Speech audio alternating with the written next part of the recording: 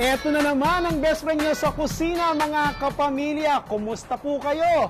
All the way from Virginia Beach, Virginia.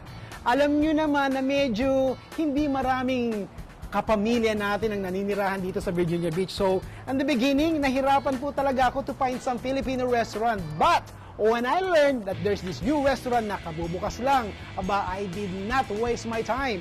Sabay-sabay po nating pasukin ang Ihaw-Ihaw Restaurant. Tara!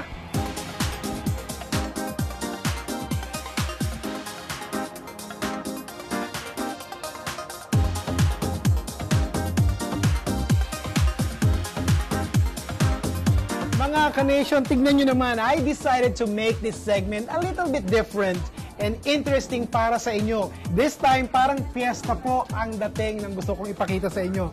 Look at this. I am eating on a big table na nilalagay nila yung mga grilled food. Tilapia! Umpisahan natin to. Naghugas po ako ng kamay. You know, sa Amerika, hindi na tayo nagkakamay, di ba?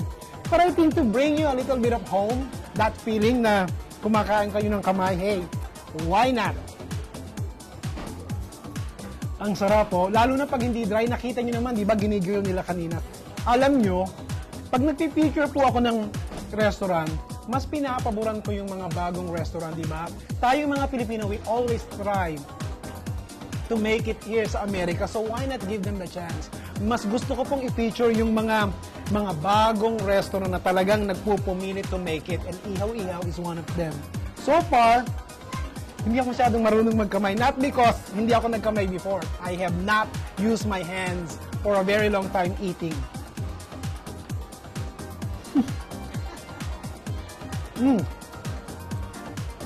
What's next? Pusit? Ang sarap. Ito, sisig. Pagbigyan natin. Wow naman. Kapamilya, pag pumunta kayo sa Ihaw-Ihaw,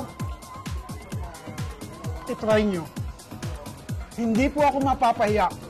Maalat na may konting asim at maanghang. If you like spicy food, sisig will answer your call. Ang sarap. Siguro, nanonood ng Eat and Run yung may-ari nito. At narinig na taga Bicol ako. O at least, tatay ko is from Bicol.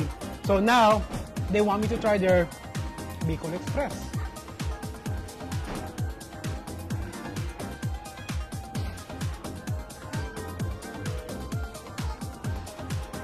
Ang sarap.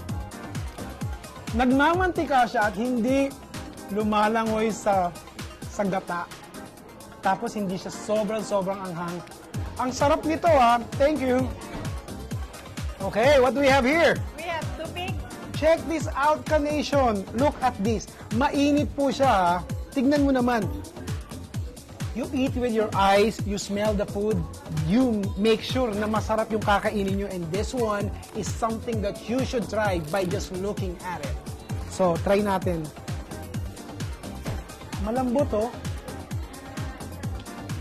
Ang sarap. Mainit, pero masarap.